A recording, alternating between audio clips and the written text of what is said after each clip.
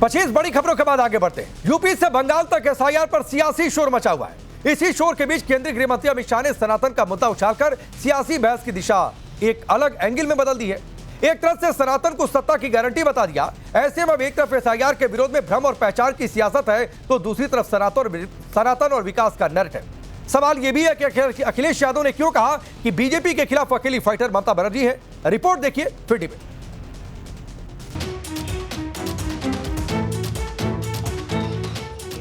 SIR सच्चाई जो SIR की ये है, बिहार के लिए एसआईआर आया कि नहीं आया वो अलग बात थी, लेकिन एसआईआर जो लेकर के आए हैं ये लोग, ये लाए हैं आपके स्टेट वेस्ट बंगाल के लिए।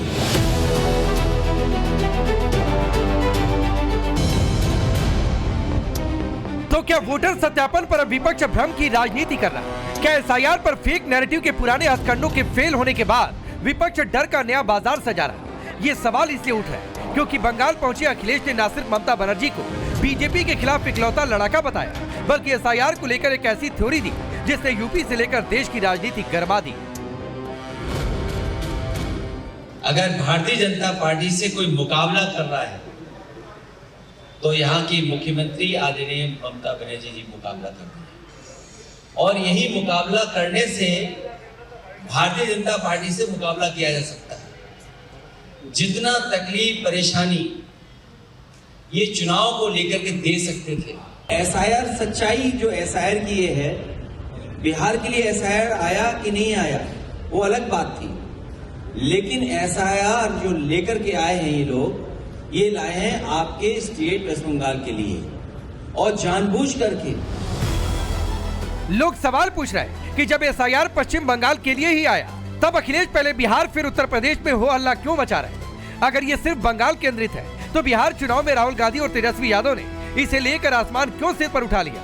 सवाल ये भी कि क्या वोटर सत्यापन सिर्फ एक बहाना है और हकीकत में वोट बैंक निशाना है?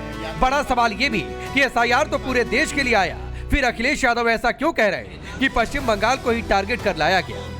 एक सवाल ये भी कि क्या एसआईआर को एनआरसी बताने वाले अखिलेश की रणनीति एक खास वोट बैंक को साधने की? हमें उम्मीद है कि सेकुलर फोर्सेस और जो हम भाईचारा एक दूसरे से मिलकर के चलते हैं, जो हमारे देश की पहचान है, ये हमारे देश के सेकुलरिज्म से खिलवाड़ कर रहे हैं, और वो भी इलेक्शन कमीशन से मिलकर के। सवाल ये भी उठ रहा है कि क्या एसआईआर पर अखिलेश का बयान स्क्रिप्टेड था? क्योंकि जिस दिन कोलकाता में एसआईआर के खिलाफ जमीयत उलेमा हिंद ने सड़कों पर उतरकर प्रदर्शन किया, उसी दिन अखिलेश का ये बयान। तो क्या अखिलेश पश्चिम बंगाल की राजधानी कोलकाता से यूपी की सियासत को साध रहे थे?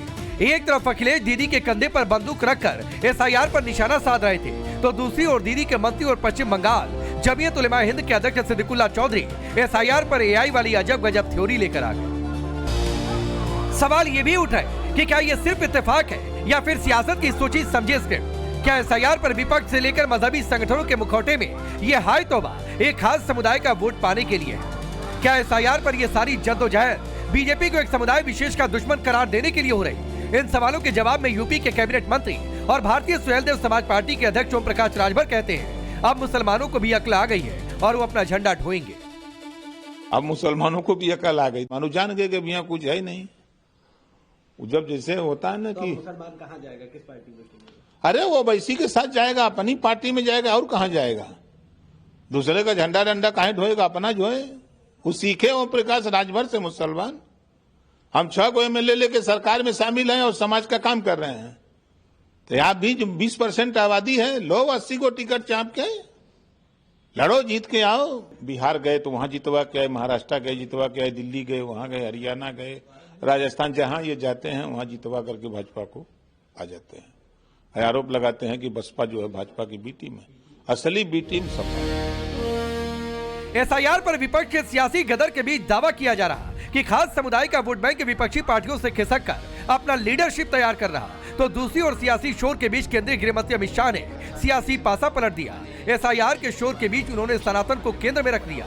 मोदी सरकार के 11 वर्षों के फैसलों को सनातन मूल्यों से जोड़ा, तो वहीं ये बड़ा बयान भी दे दिया कि जो सरकार सनातन के अनुयायियों को निराश करेगी वो दोबारा सत्ता में नहीं आएगी। आजादी थया पछी सनातन धर्मना अनेक संप्रदायोना सौ अनुयायीओ राह जोता था कि एक एवी सरकार आवे જે આપણા સનાતન ધર્મને મહત્વ આપી એના આધાર પર દેશ ચલાવવાનો અનેક તીર્થોનો ઉદ્ધાર બદ્રીધામ, કેદારનાથ, કાશી વિશ્વનાથ, મહાકાલ અને હવે સોમનાથ, આ બધા તીર્થોનો ઉદ્ધાર આ 11 વર્ષમાં હાથમાં લીધો. મને વિશ્વાસ છે કે સંતોના આશીર્વાદથી હવે કોઈ દિવસ સનાતન ધર્મના અનુયાયીઓ નિરાશ થાય એવું શાસન આ દેશમાં ક્યારેય નહીં આવે. तो क्या बंगाल से लेकर उत्तर प्रदेश के चुनावी मैदान की स्थिति साफ है? एक तरफ एसआईआर और डर की सियासत, तो दूसरी तरफ सनातन और आस्था की सियासत. एक तरफ एसआईआर जिसे लेकर विपक्ष हाय तौबा मचा रहा, तो दूसरी तरफ सनातन जिसे बीजेपी सत्ता और राष्ट्र की रीढ़ बता रही. सवाल है कि सनातन और एसआईआर क्या आपकी बार इसी पर आर पार? क्या विपक्ष एसआईआर के बहाने वोट बैंक बचाने की लड़ाई लड़ रहा, या फिर बीजेपी सनातन के सहारे निर्णायक बढ़त लेने जा रहे? Bureau report, times now Bharat.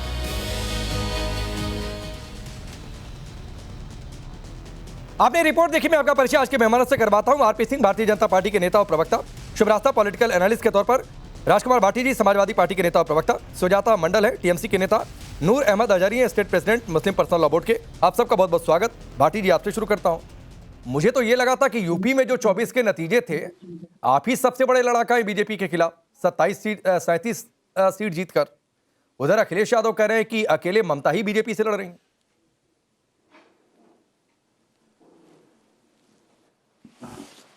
नहीं, जो पश्चिम बंगाल का जिक्र है और एक सरकार का जिक्र है. मुख्यमंत्री के तौर पे ममता बनर्जी बहादुरी के साथ भारतीय जनता पार्टी की जो जनविरोधी नीतियां हैं और जो षड्यंत्र हैं और जो राजनीतिक जो नरेशन बनाने का काम, वो नैरेटिव बनाने का काम करते हैं फर्जी मुद्दों पे, उसके खिलाफ ममता बनर्जी बहादुरी के साथ, हिम्मत के साथ, हौसले के साथ लड़ रही हैं. इसमें कोई संदेह नहीं है. ये पूरा देश देख रहा है. और ये जो अखिलेश जी ने बोला, एक सच्चाई बोली है. इसमें क्या आपत्तिजनक है बताएं? जिस तरह पश्चिम बंगाल में भारतीय जनता पार्टी तिकड़मबाजी कर रही है, टीएमसी के नेताओं को आरोपित कर करके, मुकदमों से डरा के, उनके खिलाफ जांच बैठा के उन्हें पार्टी बदलवाई गई, और जब वो बीजेपी में आ गए तो उनके मुकदमे बंद कर दिए गए. पश्चिम बंगाल में टीएमसी के नेताओं के घरों पे ईडी के, इनकम टैक्स के, सीबीआई के छापे पड़वाए जाते हैं. ममता बनर्जी को हर मुद्दे पे बदनाम करने की कोशिश की जाती है. हिंदू विरोधी बताया जाता है, सनातन विरोधी बताया जाता है. जबकि ममता बनर्जी ना तो हिंदू विरोधी हैं, ना सनातन विरोधी हैं. वो सनातन का भी सम्मान करती हैं, हिंदू धर्म का पालन करती हैं, पूरी तरह पूजा पाठ करती हैं, देवी की भक्त हैं. वो नवरात्रों में पूरा देवी की पूजा पाठ करती हैं. तो लेकिन भारतीय जनता पार्टी जो षड्यंत्र कर रही है, ये आरएसएस. नहीं भाटी जी, ये मसला, ये सवाल मैंने इसलिए नहीं पूछा था कि आस्था पर बात हो जाए, कौन हिंदू विरोधी है, कौन सनातन विरोधी है. दरअसल मसला ये है कि आप कह रहे हैं कि बिहार के लिए एसआईआर नहीं था, ये एसआईआर का टारगेट बंगाल था. फिर आप यूपी की भी चर्चा करते हैं, और इसीलिए आपकी घूम घुमाई बातों से ओपी राजभर ये कह रहे हैं कि असली बी टीम आप लोग हैं. आप हर जगह जाते हैं, बीजेपी को जितवा कर चले आते हैं, क्योंकि मुद्दों की पहचान नहीं है. बिहार में, महाराष्ट्र में क्या हुआ, बंगाल में क्या होगा नहीं होगा, वक्त बताएगा. यूपी को आप साध रहे हैं वोट बैंक को ध्यान में रखकर. अगर भारतीय जनता पार्टी 303 से 240 पे आई है, 2019 में भारतीय जनता पार्टी को के 303 सांसद जीत के आए थे, अगर वो से 240 पे आई है, तो इसमें सबसे बड़ी भूमिका समाजवादी पार्टी की है. ठीक, समाजवादी पार्टी ने बीजेपी को हाफ कर दिया यूपी में, 68 सीटों से 33 पे ले आए. ये समाजवादी पार्टी की वजह से हुआ है. और अगर ओम प्रकाश राजभर आज मंत्री पद का स्वाद चख रहे हैं और उनके 6 विधायक अगर विधानसभा में हैं, तो वो समाजवादी पार्टी की वजह से हैं. अब ओम प्रकाश राजभर अवसरवादी नेता हैं, कुछ भी बोलते रहते हैं. कल इतना ही सख्त योगी जी के, मोदी जी के खिलाफ बोल रहे थे, आज अखिलेश जी के खिलाफ बोल रहे हैं. योगी जी की गोद में बैठ गए तो अखिलेश जी के खिलाफ बोल रहे हैं. कल को क्या भरोसा है को दोबारा अखिलेश जी की शरण में नहीं आएंगे, फिर योगी जी के खिलाफ इतना ही सख्त बोलेंगे.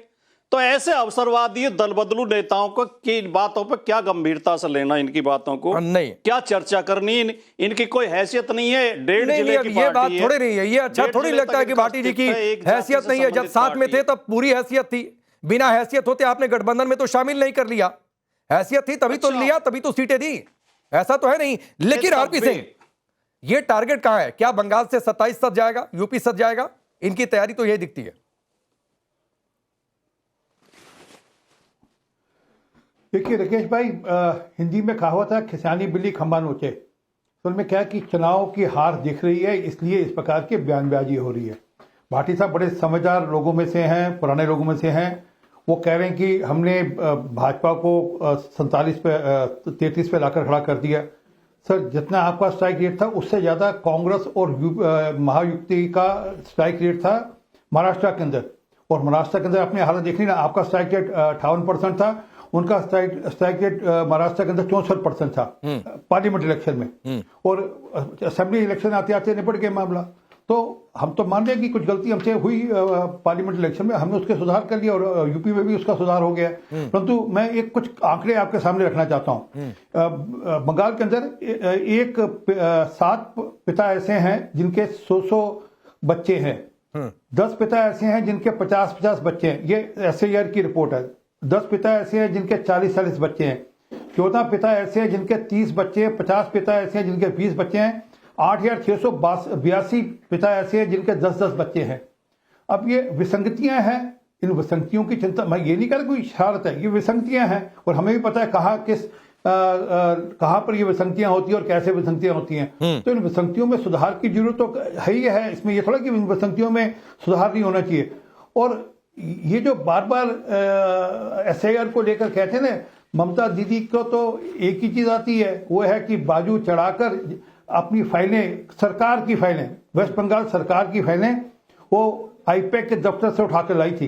अभी उसका जवाब देना है उनको कोर्ट के अंदर की वो वेस्ट बंगाल सरकार की फाइलें आईपैक के दफ्तर में क्या कर थी, अभी उनका जवाब देना है। तो वो ममता दीदी तो नोन है। और जहां तक इन्होंने एक सेकंड नोट दे दीजिए, इन्होंने कहा कि दीदी बड़ा हिंदुओं की चिंता करती हैं। अब ये दिन भूले नहीं जब गाड़ी से उतर कर जय श्री राम बोलने वालों को अरेस्ट करा दिया था, वो दिन भूले नहीं। दुर्गा विसर्जन से पहले मुहर्रम का जुलूस निकलेगा, दुर्गा विसर्जन बाद में होगी, मुहर्रम का जुलूस पहले निकलेगा। तो सबको पता है कि क्या हो रहा है। और वह सीन भी नहीं भूले जो आपके चैनल ने भी कवर किए थे। ठीक, जब जो लोग ठीक है, बांग्लादेश भाग कर बॉर्डर, शुभरास्ता, क्या ये कोइंसिडेंस है या इसको एक सिस्टम में देखा जाए? अखिलेश यादव पहुंचते हैं कोलकाता में, उसी दिन जमीयत का भी प्रदर्शन होता है। जमीयत SIR AI को लेकर तंज कसा जाता है, कई सारी विसंगतियों का उदाहरण आरपी सिंह दे रहे हैं। अच्छा, उसी दिन ये कहा जाता है कि इकलौती लड़ाका तो ममता बनर्जी ही हैं। फिर SIR बिहार के लिए नहीं है, असल में बंगाल को टारगेट किया गया था, अब वोट सबसे ज्यादा यूपी में काटा जा रहा है। कैसे देखो इसको एक लाइन में करके?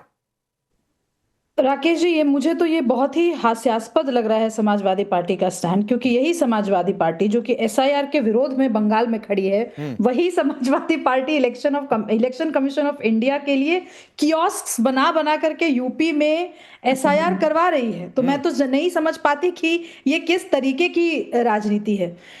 अगर थोड़ी गहराई में जाए तो बेसिकली ये हमारे देश के अल्पसंख्यकों को, जिनको अल्पसंख्यक हम मान रहे हैं, कुछ डिस्ट्रिक्ट्स में जो मेजॉरिटी हो चुके हैं, जो बहुसंख्यक हो चुके हैं, उन अल्पसंख्यकों को दिमाग से बहुत ही कमजोर मानने की मानसिकता है कि उनको समझ ही नहीं आएगा कि भाई SIR क्या है और क्यों ऐसा किया जा रहा है। मैं तो पूछती हूँ, बहुत ही फैक्चुअल तर्क के साथ मैं आपसे पूछ रही हूँ। भाटी जी से पूछिए कि चुनाव जब हरियाणा में होने वाले थे, उसके पहले क्या राहुल गांधी ने नहीं कहा था कि वोटर लिस्ट में गड़बड़ी है, इलेक्शन कमीशन संज्ञान ले? जब बिहार में इलेक्शंस हुए तो इलेक्शन कमीशन ने संज्ञान लेते हुए SIR करवाया। राहुल गांधी इनके सड़कों पर उतर आए। अखिलेश यादव जी, आप देखिए, चुप्पी बरकरार की हुई थी उन्होंने बिहार चुनाव के दौरान कुछ भी नहीं कहा था, क्योंकि उन्हें पता था कि SIR जरूरी है, SIR होगा ही, कॉन्स्टिट्यूशनली मैंडेटेड प्रोसेस है, प्रक्रिया है। चलिए वो भी बात जाने देते हैं। पूरा माहौल बिहार चुनाव और उसके बाद ऐसा बना कि भाई SIR की वजह से ही ऐसा लगा कि इनकी पार्टी हार गई। तो इन्होंने कहा कि भाई अब टाइम देना चाहिए इलेक्शन कमीशन को, SIR ऐसे नहीं करवाना चाहिए। तो 6 नवंबर को केरल में अनाउंस होता है कि SIR होना है। पता नहीं क्या हड़बड़ी थी वहां पे लेफ्ट और कांग्रेस के गठबंधन की सरकार को कि एकदम आनन फानन में 3 दिसंबर को चुनाव भी करवा लिया। तो मैं तो मैं तो समझ ही नहीं पा रही हूँ कि एक्चुअली एसआईआर को लेकर के मानसिकता क्या है। और मैं भाटी जी की बात का समर्थन करती हूँ। समाजवादी पार्टी एक बहुत ही सशक्त विपक्ष के रूप में उभरी है, लेकिन बड़े भाई की भूमिका में एक नौसिखिए को मत चलने दीजिए। होंगे कई बार के एमपी, उनको समझ नहीं आती है ग्राउंड पे चीजें। क्या जवाब है? भाटी जी की तरह जब तक चप्पल नहीं घिसेंगे जमीन पर, धूल नहीं चाटेंगे, और वो वाला नहीं कि भाई हम घूम रहे हैं भारत जोड़ो यात्रा करें इस टाइप का नहीं, जब तक जेन्युइनली ग्राउंड पे नहीं रहेंगे उनको पता नहीं होगा कि उनका वोट बैंक क्या है, भाटी जी, वो क्या बोल रहे हैं, क्या जवाब है शुभ रास्ता की बात का? देखिए, मैं एक तो शुभ रास्ता बहन को ये बता दूं कि समाजवादी पार्टी एसआईआर के विरोध में नहीं है। एसआईआर के नाम पे तो बीजेपी धांधली करना चाह रही है, उसके विरोध में है। एसआईआर से हमारा कोई विरोध नहीं। वो ठीक कह रही है। उत्तर प्रदेश में हमने कियोस्क लगा के एसआईआर पे फॉर्म भरवाए, और हमने गाड़ियां भी घुमाई, माइक लगा के जागरूकता फैलाई जनता में। और उत्तर प्रदेश में समाजवादी पार्टी के कार्यकर्ताओं की सक्रियता के कारण भारतीय जनता पार्टी धांधली नहीं कर पाई, जो उसका इरादा था। दूसरे आरपी सिंह जी कह रहे थे कि नारे लगा के जय श्री राम के जेल भिजवा देती है ममता बनर्जी। नारे लगाने पे जेल नहीं भिजवाया गया था, जय श्री राम बोलने पे नारे जेल नहीं भिजवाया गया था। उनकी गाड़ी रोक रहे थे सड़क पे। एक मुख्यमंत्री की गाड़ी को अगर मोब रोकेगी तो उनके खिलाफ क्या? नहीं भाटी जी, मैं थोड़ा सा डिसएग्री हूं आपसे। ये धमकी तक दी गई थी ये कि यहीं रहना है ना, केंद्रीय बल चले जाएंगे जय श्री राम के नारे पर। यह धमकियां दी गई थी, मंच तक छोड़ा है ममता बनर्जी ने। मैं उधर नहीं डिबेट को लेकर जाना चाहता हूं, लेकिन आपने एक बात कही कि बीजेपी धांधली नहीं कर पाई। मैं बस एक चीज आप जवाब दीजिएगा, आप ही के पास हूं। आपने एक बात कहा ना कि बीजेपी आपकी सक्रियता की वजह से धांधली नहीं कर पाई। सर, अखिलेश यादव कोलकाता में कह रहे हैं, आपकी पार्टी के राष्ट्रीय अध्यक्ष, नहीं कि यूपी में सबसे ज्यादा वोट काटे जा रहे हैं। अब या तो आपकी बात सही है या तो अखिलेश यादव की बात सही है। राकेश जी, मैं आपके शो में हमेशा ये तय करके बैठता हूं कि मैं आज बिल्कुल राकेश जी से बहस में नहीं उलझूंगा, मैं मुद्दे की बात करूंगा केवल। लेकिन बहस में तब उलझना पड़ता है जब आप हमारी बात काट कर बीजेपी की वकालत करने लगते हैं। आपने मेरी पूरी बात क्यों नहीं सुनी जो जय श्री राम वाली मैं कह रहा हूं? तो बात स्थिति स्पष्ट हो जाएगी। कर लीजिए सर। जय श्री राम के नारे लगा के मुख्यमंत्री की गाड़ी रोक रहे थे सड़क पे। सड़क पे गाड़ी रोक रहे थे मुख्यमंत्री की, क्या इजाजत दी जा सकती है? उत्तर प्रदेश में एक महंत मुख्यमंत्री व्यवस्था के नाम पे शंकराचार्य के ऊपर लाठी चलवा देता है, वो तो ठीक है। और वहां मुख्यमंत्री की गाड़ी रोकने पे अगर पुलिस रोक रही है तो वो गलत है। वो सनातन ऐसा दोहरा रवैया क्यों है? व्यवस्था में कहीं भी नुकसान पहुंचाया जाएगा, व्यवस्था को छिन्न भिन्न किया जाएगा तो पुलिस कार्रवाई करेगी, चाहे वो उत्तर प्रदेश हो चाहे पश्चिम बंगाल हो। अगर पश्चिम बंगाल में जय श्री राम बोलकर सड़क रोक रहे थे, उनके खिलाफ पुलिस ने कार्रवाई की, तो यह उत्तर प्रदेश में जो हुआ है प्रयागराज में, उसे क्या कहेंगे फिर? फिर तो आपको योगी आदित्यनाथ के खिलाफ भी बोलना चाहिए ऐसे ही कि ये भी सनातन विरोधी हैं, कि ये जो पुलिस से लाठियां चलवा रहे हैं, छोटे छोटे साधुओं को चोटी पकड़ के बाल पकड़ घसीटा गया। नहीं ठीक है, ये 10 दिन पुरानी डिबेट है भाटी जी, ये 10 दिन पुरानी डिबेट है।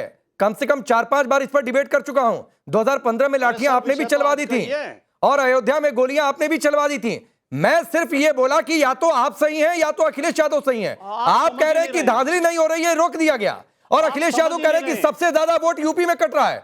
तो दोनों बात तो नहीं हो सकती है, या तो धांधली हो गई या तो नहीं हुई, या तो वोट कटा या तो नहीं कटा। आ रहा हूं शुभ रास्ता।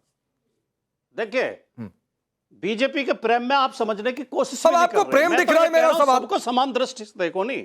जहां जहां लाठी चलाई है पुलिस ने कार्रवाई की है, चाहे 90 में गोली चलाई थी, चाहे तब 15 में लाठी चलाई थी, चाहे अब चलाई है, चाहे पश्चिम बंगाल में चलाई है, व्यवस्था के लिए चलाई है। नहीं, अच्छा ठीक, पुलिस ने व्यवस्था के सबको एक समान से देखो नहीं। एक तरफ तो सनातन विरोध हो जाता है, ठीक, और एक तरफ व्यवस्था हो जाती है, ठीक। ये दोहरा रवैया क्यों है? ठीक, योगी जी लाठी चलाए तो ठीक है, कानून के समर्थन में चला दी, हाँ ठीक, और अखिलेश जी ने चलाई थी तो सनातन विरोध में चलाई थी। नहीं, ऐसा साधु संतों से कहीं कोई भी अगर दुर्व्यवहार करेगा वो गलत है भाटी जी, लेकिन आप तुलना करने लगते हैं शुभ रास्ता। तुलना ये हो जाती है तो हम चलाएंगे तो व्यवस्था के लिए, अब वो चलाएंगे तो सनातन विरोध के लिए, फिर ठेकेदारी हटाइए। इसके बाद आता हूं आपके पास सुजाता जी, एक छोटा जवाब शुभ रास्ता, आप इशारा भी कर रहे हैं। राकेश जी, मैं जानबूझ करके भाटी जी जो कर रहे हैं, मैं उस कुचक्र में नहीं फंसूंगी।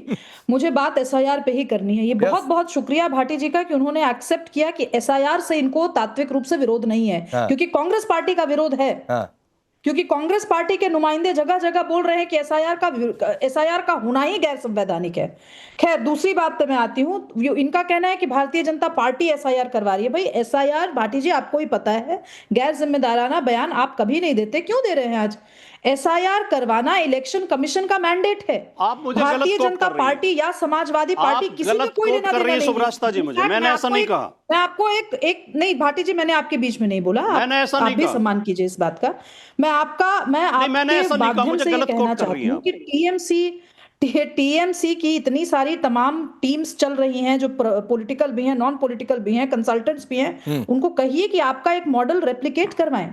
और यहाँ पे टीएमसी की प्रवक्ता बैठी है, इनको कहिए कि भाटी जी से सीख ले, समाजवादी पार्टी से सीख ले, और एसआईआर करवाने के लिए बंगाल में इलेक्शन कमीशन का हाथ थामे और उनको हेल्प कराएं कि कैसे एसआईआर करवाने। बहुत जरूरी है। ठीक है सुजाता इनका हो मंडल, सकता है लेकिन अपना आप ही वोट बैंक के पीछे लोग खड़े सपा से सीखने की बजाय आप लोग जमीयत को आगे कर रहे हैं। क्या इससे वोट बैंक सज जाएगा? देखिए, बहुत सारे लोगों के बहुत कुछ बातें सुनने के बाद मुझे यही लग रहा है कि हम लोगों का जो नेत्री है ना, ममता बनर्जी, उसका 50 साल से भी ज्यादा पुराना उसका राजनीतिक कैरियर है। उसको किसी के पास सीखना नहीं चाहिए और सीखने जरूरत भी नहीं है। उसके पास आके बाकी सब पार्टी का लोग आके सीख जाते हैं कि क्या करना है, क्या नहीं करना है। तो ममता जी इतनी सीनियर है और इतनी जंग लड़के, इतना संघर्ष करके जिस जगह में आप पहुंचे, उसको जरूरत नहीं होती किसी के पास जाके सीखना। लेकिन मैं बात बोल रही हूँ, एसआईआर के लिए जो कर रहा है केंद्रीय पार्टी और बंगाल की तरफ ज्यादा से ज्यादा वो नजर दिखे बैठा है, इसका एकमात्र कारण है, उसको पता चल गया, जिसके अंगुली हिलन में अभी एसआईआर हो रहा है, जिस केंद्रीय पार्टी की अंगुली हिलन में मदद से आज हो रहा है, उन लोगों को पता चल गया कि वो लोग बंगाल में तो सत्ते में नहीं आ सकता है, क्योंकि ममता जी है और उसका साथ में है हम लोगों का सेनापति अभिषेक बनर्जी। तो उन लोगों को पता चल गया। तो क्या करते हैं, जो असली लोग हैं उन लोगों के भी नाम से बात दो, मतलब, और मुसलमान देख के ज्यादा से ज्यादा बात कर दो। और सबसे बड़ी बात, एक लज्जा है जो नोबेल लॉरिएट अमर्त्य सेन का भी हियरिंग करा गया। वो एक पूरा वर्ल्ड का प्राइड है। नहीं सुजाता जी, एक तो आपने खारिज कर दिया कि आप लोग सपा से ऊपर हैं। ठीक है, ये कॉन्फिडेंस होना अच्छी बात है, लेकिन हम कुछ सीख ही नहीं सकते हैं। नहीं होना चाहिए ऐसा। जो बात सुब्रास्ता ने कही और जो बात भाटी जी ने कही, मैं बहुत जिलों में घूम कर आया और ये बात सच है कि सपा ने ग्राउंड पर मेहनत की है एसआईआर को लेकर, और कियोस्क ही नहीं बनाए, बहुत सारी जगहों पर लोगों को मूव भी किया, घर घर जाकर भी फॉर्म भरवाए। ये भी मैंने अपनी आंखों से देखा, ये सच है। तो सही बात है, सीख लेने में क्या बुराई है? आपको सीखने में बुराई लग रही है, जमीयत को आगे करने में, वोट बैंक साधने में आपको बुराई नहीं लग रही है। मतलब आपका जो चैनल है टाइम्स न्यू का, आप मतलब एंकर हो, ये बीजेपी का प्रवक्ता है। अच्छा, मैं सपा की प्रशंसा कर रहा हूं, आपको ये बीजेपी की प्रशंसा लग रही है? मतलब मैंने सपा की तारीफ कर दी कि उन्होंने बढ़िया काम किया एसआईआर में, और उससे आपको सीख लेने की बातचीत हो रही है, तो आपको बीजेपी का प्रवक्ता लग गया।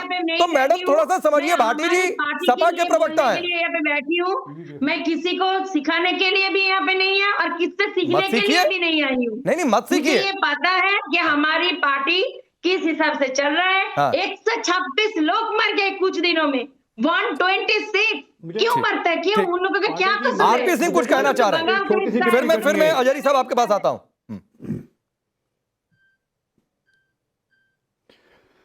भाटी साहब बड़े आराम से डक करके वो बताने के लिए कि दुर्गा पूजा की जगह मुहर्रम का जुलूस पहले निकलेगा, ये भी ममता बनर्जी का कोर्ट से ऑर्डर लाकर दुर्गा माता का जो विसर्जन कराया गया था। परंतु चलिए, बहन जी बात करी थी टीएमसी वाली की हमारी पार्टी बहुत अच्छी है। पार्था चैटर्जी, ज्योति प्रिय मलिक, जीवन कृष्णा, मानक भट्टाचार्य, शांतु गंगोली, मदन मित्रा, संजय बोस, कुणाल घोष, ये सबके सब जेल जाकर होकर बेल पर बाहर आए। भ्रष्टाचार के मामले 57 करोड़ रुपया पकड़ा गया था, नकदी पकड़ा गया था श्रीमान पार्था चैटर्जी के घर से। तो सबको पता है किसका पैसा, क्या खेल, क्या गेल, और चुनाव के अंदर किस प्रकार से आप आईपैड को फ्रंट की तरह यूज कर खेल कर रहे हैं, सबको जानकारी है। ये तो ममता बनर्जी सुबह पहुंचकर वो वेस्ट बंगाल सरकार की फाइलें उठाकर नहीं लाती वहां से, और सबने टीवी पे देखा था कि पश्चिम बंगाल सरकार की फाइलें वहां से दीदी उठाकर लाई थी। ठीक है अजहरी जी, जमीयत को आगे किया जा रहा है, जरूरी है कि राजनीतिक मामलों में एक धार्मिक संगठन को आगे कर दिया जाए, ये आपको ठीक लगता है जैसे बंगाल में हुआ है? दरअसल मैं एक बात साफ कर दूं, अभी आपने अमित शाह जी का भी बयान सुनाया था, इस पर भी जवाब दूंगा। हमारा मुल्क जो है वो किसी एक विचार, किसी एक धर्म और किसी एक पंथ की जागीर नहीं। ये हमारा मुल्क में जो चलता है, हम वो किसी सियासत या किसी धर्म की तख्तियों से नहीं चलता, ये संविधान से चलता है। नंबर एक ये बात है। दूसरी बात, उन्होंने ये बात बोली है कि जो लोग सनातन को निराश करेंगे वो सत्ता नहीं पाएंगे। तो क्या इस मुल्क में जो लोग जनता से, संविधान से वोट दिए जाते हैं, सत्ता हासिल होती है, या किसी धर्म या पंथ या विचार से? दूसरी बात मैं खुलकर के कह रहा हूं कि सत्ता उनके हाथों में आएगी जिन लोगों ने संविधान को जिंदा रखा है। आइंदा सत्ता उसके हाथ में बिल्कुल नहीं आएगी जिन लोगों ने संविधान की हत्या की है। और जमीयत की बात आई तो जमीयत हो या कोई भी धार्मिक नजरिया हो किसी का, देश संविधान से चलेगा। अगर आप धर्म को बार बार लेकर के आओगे, धर्म की राजनीति करोगे तो नफरत फैलेगी, इसके सिवा कुछ नहीं। दीदी धर्म को लेकर आ रही है कि नहीं आपके हिसाब से? वो कोई हो। मैं पूछ रहा हूं एसआईआर के मामले में जमीयत को आगे किया गया, ये धर्म को लेकर आया गया कि नहीं हजारी जी बीच में? देखिए एसआईआर क्या है? एसआईआर के नाम से देश में जो हुअल्ला मचाई जा रही है। अभी आपने एक लफ्ज बोला था कि अखिलेश यादव जो है वो हुअल्ला मचा रहे हैं, और मैंने हुअल्ला शब्द का इस्तेमाल नहीं किया, ठीक है? किया था शुरू में आप। नहीं, मैंने हुअल्ला शब्द का इस्तेमाल नहीं किया। तो थोड़ा सा सुनने की शक्ति को ठीक करिए। इस शब्द का इस्तेमाल मैंने नहीं किया हजारी जी। और दूसरी बात है, मैं आपसे सीधा सवाल पूछ रहा हूं कि एसआईआर के मामले में, वोटर सत्यापन के मामले में जमीयत को उतारा गया बंगाल में सड़क पर, यह धर्म का इस्तेमाल है या नहीं है? आप इसका जवाब दीजिए सीधे। अरे भाजपा तो रोज करती है साहब। अरे मैं आपसे पूछ रहा हूं कि टीएमसी ने किया या नहीं किया? बोल रहे थे, मान लिया कि भाजपा कर रही है, चलिए आपके हिसाब से टीएमसी ने किया कि नहीं, ये पहले बताइए। सुन लो मेरी बात। अभी आरती सिंह जी से आपने कई एक सवाल किए, वो क्या लाए?